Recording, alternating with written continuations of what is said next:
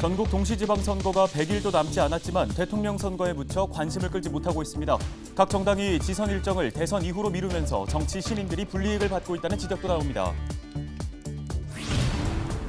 충남도 내 코로나19 하루 확진자 수가 처음으로 5천 명을 넘어섰습니다.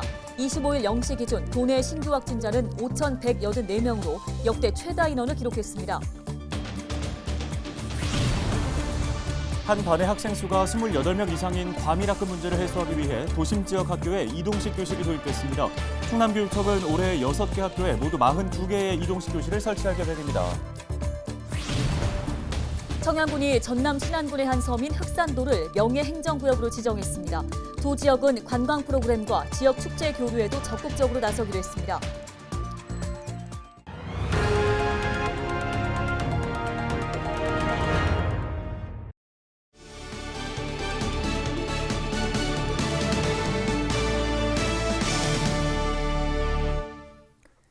시청자 여러분 안녕하십니까? 헬로티비 뉴스입니다. 제8회 전국 동시지방선거가 채 100일도 남지 않았습니다. 하지만 코앞으로 다가온 대선에 묻혀 전혀 관심을 끌지 못하고 있는데요. 네, 각 정당들은 지방선거 관련 당내 일정을 아예 대선 이후로 미루면서 그야말로 총력전에 나섰습니다. 출마자들의 심정은 어떨까요? 이다혜 기자가 전해드립니다. 6월 전국 동시지방선거에 무소속으로 출마를 준비하고 있는 A씨. 기초의원 출마 예정자로 얼굴 알리기에 나섰지만 유권자들의 관심을 얻기는 역부족입니다. 코앞으로 다가온 대선에 모든 이목이 쏠려 지방선거에 대한 관심이 저조하기 때문입니다. 반면 당적이 있는 출마 예정자들은 각종 직함을 갖고 대선 선거운동을 통해 자연스럽게 얼굴을 내밀고 있습니다. 무소속 입시자들은 알릴 수 있는 기회가 별로 없고 정당에 있는 분들은 대통령 선거 운동하면서 본인 인지도를 높여나가고 뭐 그런 형태죠. 정당 소속 출마 예정자들도 고민스럽기는 마찬가지입니다. 더불어민주당과 국민의힘은 지방선거 후보자 검증 등 당내 선거 일정을 대선 이후로 미루기로 결정했습니다.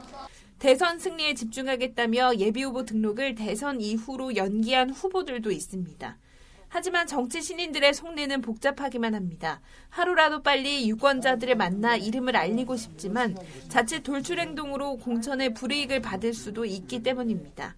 대선에 집중을 하자라고 해가지고 근데 3월 중순에 달게 되면은 사실상 경선이 한 달 남짓뿐이 안 남았기 때문에 한 달 동안 현역을 이겨야 된다는 건데 아예 일부 정당은 대선 기여도를 지방선거 공천에 반영하겠다는 지침까지 내놨습니다.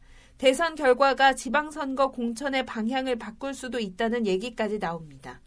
약속을 중심으로 정책을 중심으로 대의를 위임받는 겁니다. 그래서 선거를 준비하시는 분들은 우리 지역의 살림을 또 우리 지역에 함께 살아가기 위한 입법들을 어떻게 준비하고 있는지를 꼼꼼히 정리해서 유권자에게 승인받고 고용받는 그런 마음 자세가 지금 가장 필요하다고 봅니다. 그나마 현직 지방의원들은 개인 사무실을 차리거나 현수막을 내거는 등 우회적인 선거운동을 벌이고 있습니다. 반면 정치 신인은 예비후보로 등록해도 제약이 많아 상대적인 불이익을 호소합니다. 이로 인해 현직에게 유리한 선거법을 개정하거나 정당 공천 시 정치 신인에게 가점을 의무화해야 한다는 주장이 제기됩니다. 헬로티비 뉴스 이다혜입니다. 충남도 내 코로나19 일일 확진자 수가 처음으로 5천 명을 넘어섰습니다. 25일 0시 기준 도내 신규 확진자 수는 5,184명으로 역대 최다치를 경신했습니다. 천안에서 가장 많은 1,754명이 감염됐고 아산에서 939명이 발생했습니다. 이 밖에 당진에서 427명, 서산에서 385명이 추가 감염되는 등 13개 시군에서 세 자릿수의 확진자가 나왔습니다. 공주에서는 병원 집단 감염 관련 확진자 5명이 추가돼 누적 확진자가 87명이 됐습니다. 집단 감염이 발생한 서천 병원 시설 관련 확진자는 37명 추가됐으며 누적 확진자가 124명으로 늘었습니다. 아파트 건설이나 도시 개발이 활발한 도심 지역은 학생 수가 많아서 교실이 꽉 찬 상태입니다. 이런 과밀학급 문제를 해소하기 위해서 이동식 교실이 도입됐는데요. 네, 올해 충남에만 40개가 넘게 설치될 예정입니다. 학부모들은 걱정 반, 기대 반입니다. 정선영 기자가 취재했습니다. 내포 신도시에 있는 한 초등학교 교실입니다. 겉으로 보기엔 일반 교실 같지만 조립해서 만든 이동식 건물입니다. 이른바 모듈러 교실. 블록 모양의 모듈을 공장에서 만든 뒤 학교에 설치하는 방식인데 2달이면 완성됩니다. 내부엔 교실과 복도, 화장실을 비롯해 냉난방기와 소방시설, 환기 설비까지 갖춰져 있습니다. 3월 자녀의 개학을 앞두고 낯선 환경이 걱정인 학부모들은 교실을 둘러보며 문제는 없는지 꼼꼼하게 확인합니다. 난방과 그리고 이제 본동과 다르기 때문에 이동해야 되는 부분, 그리고 이제 조립식 건물이다 보니까 환경 호르몬이 나오지 않을까, 그런 부분에 있어서는 걱정했던 것보다는 좀 더 우려가 많이 없어진 것 같습니다. 충남에서 학급당 학생 수가 28명을 초과하는 초중고는 모두 176개 학교로 전체의 24% 수준입니다. 특히 도시개발이 활발한 내포 신도시의 경우 2024년까지 5개 공동주택이 건설되고 학생이 700명 가까이 입주할 예정입니다. 충남도 교육청은 홍북초등학교가 이전하기 전까지 이동식 교실을 한시적으로 임대해서 불편을 최소화하겠다는 방침입니다. 오히려 기존 학교 교실 건물보다 안전하다라고 하는 말씀을 자신 있게 드릴 수 있습니다. 걱정하지 말고 우리 자녀들 학교에 보내십시오. 이 모듈러 교실은 2년 동안 한시적으로 사용하는 겁니다. 이후에는 홍북초등학교가 이쪽으로 이전해서 신설하게 되면 모든 문제가 다 해소될 것으로 봅니다. 올해 도내에 설치되는 이동식 교실은 홍성과 당진 등 6개 학교에 모두 42개입니다. 컨테이너 교실이라는 일부 부정적 인식을 극복하고 과밀학교에 숨통이 트일 수 있을지 주목됩니다. 헬로티비 뉴스 정선영입니다. 산으로 둘러싸인 청양군이 전남 신안군의 흑산도를 명예섬으로 보유하게 됐습니다. 청양군은 25일 신안군과 자매 결연을 맺고 흑산도를 청양군의 명예행정구역으로 지정했다고 밝혔습니다. 이에 따라 두 지자체는 새로운 관광 프로그램을 만들고 지역 축제 교류를 추진할 방침입니다. 이와 함께 청양 군민이라면 누구나 신안군의 박물관과 미술관 7곳을 무료로 이용할 수 있습니다.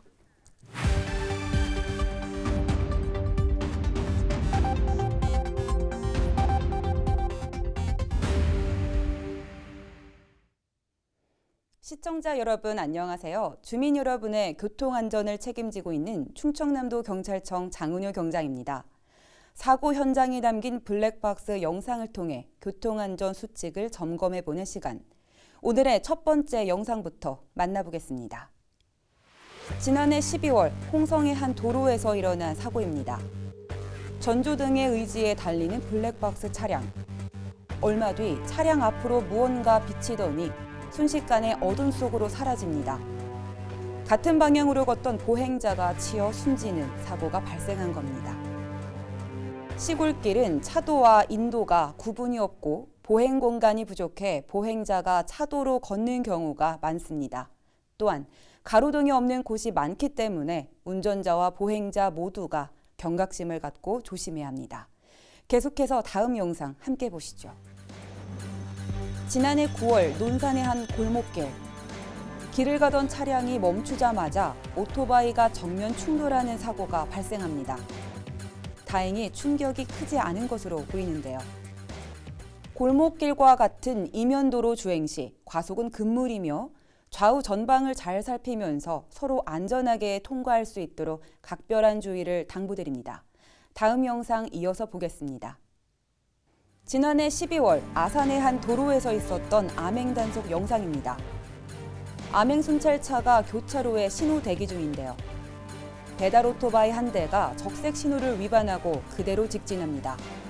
암행 순찰차가 교차로 통행 차량을 보내고 뒤쫓기 시작하는데요. 얼마 못 가 검거 후 신호 위반으로 단속합니다. 암행 순찰 중 가장 많이 적발되는 위반 행위는 신호 위반입니다. 그중에서도 배달 오토바이로 대표되는 이륜차의 위반 사항이 많은데요. 이륜차는 교통사고 발생 시 특히 취약하기 때문에 안전운전에 더 많은 주의를 당부드립니다. 지금까지 블랙박스로 본 교통안전 장은효 경장이었습니다.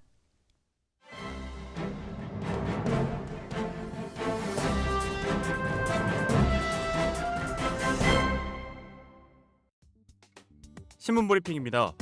코로나19의 거센 확산세 속에서 지역 대학병원 의료진들이 감염돼 진료와 수술의 일정이 연기되는 사례가 빈번하게 나오고 있습니다. 대전 지역의 A 대학병원에서는 최근 일주일 사이 의사와 간호사 등 의료진 80여 명이 코로나19에 감염돼 격리됐습니다. B 대학병원에서도 설 연휴 이후 일평균 10명의 의료진이 코로나19 양성 판정을 받아 격리되기도 했는데요. 문제는 의사와 간호사들의 코로나19 감염으로 인력 공백이 생기면서 예정됐던 수술이나 진료가 미뤄지는 일들이 속출하고 있다는 점입니다. A병원의 관계자는 의사가 확진돼 외래 진료가 미뤄지면서 수술 날짜까지 덩달아 연기되는 경우가 발생하고 있다며 확진자가 더 늘게 되면 의료진의 감염 비율에 따라 응급실 병상과 일반 병동 운영 규모를 축소할 예정이라고 밝혔습니다. B병원 역시 의료진의 확진으로 예정됐던 정형외과 수술과 내과 외래 진료 등을 연기하고 예약 환자 수십 명에게 일일이 진료일 변경 소식을 알리느라 곤욕을 치렀다고 하는데요. 앞서 정부는 의료 공백에 대비해 각 의료기관에 업무 연속성 계획 가이드라인을 배포했습니다. 일일 확진자 수에 따라서 의료진의 격리 일수와 진료 체계를 정하는 게 골자지만 아직까지 대전 지역 의료 현장에 적용된 사례는 없는 것으로 알려졌습니다. 정부의 가이드라인에 따르면 확진자가 5만 명 이상이면 의료진 격리 일수는 3일이지만 현재 지역 대학병원은 대부분 7일간 격리한 뒤 업무에 복귀시키고 있습니다. 한 지역 대학병원 관계자는 의사가 3일만 격리하고 복귀한다면 환자는 물론 의사 자신도 불안해할 것이 뻔한데 현장의 상황과는 맞지 않는 정책이라고 지적했습니다. 신문브리핑이었습니다.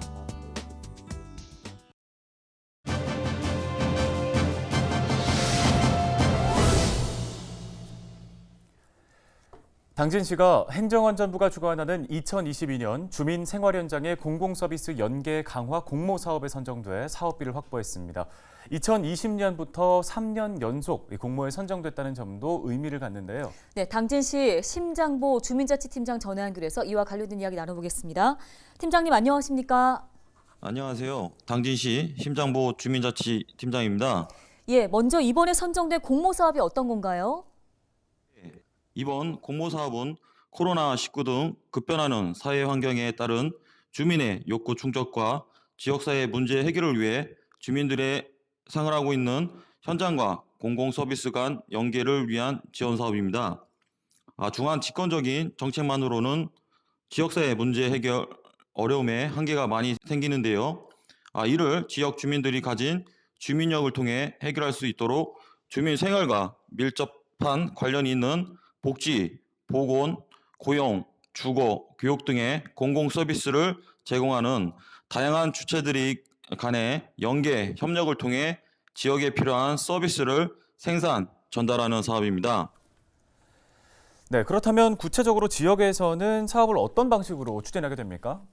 네, 이번에 선정된 사업은 3가지 유형 중 제2 유형으로 마을 공동체 중심의 돌봄 조직 육성과 읍명동 공공 서비스를 연계하는 사업입니다. 이 사업은 우선적으로 당진 3동에서 추진할 계획으로 하고 있습니다. 당진 3동 주민자치회를 중심으로 추진하게 되며 가칭 꿈꾸는 돌봄 공동체라는 주민자치회 실행 법인을 설립하여 주민 주도의 노인 돌봄을 추진할 계획입니다. 누구에게나 다가오는 노년의 삶은 자기 주도적으로 행복하게 보낼 수 있도록 스스로 돌봄, 서로 돌봄이라는 비전을 가지고 노인 돌봄 사업을 추진하게 됩니다. 예, 알겠습니다. 말씀 여기까지 듣겠습니다. 고맙습니다. 네, 다음 소식입니다. 일본의 방사능 오염수 방류 결정에 따라 도내 학교 급식에 대한 관련 검사가 강화됩니다. 충남도 보건환경연구원과 농식품유통과는 다음 달부터 13개 학교 급식지원센터에서 납품하는 식재료를 대상으로 매달 방사능 검사를 실시한다고 밝혔습니다. 검사 항목은 세슘과 요오드이며 적은 양이라도 검출될 경우 식약청에 추가 검사를 의뢰할 계획입니다.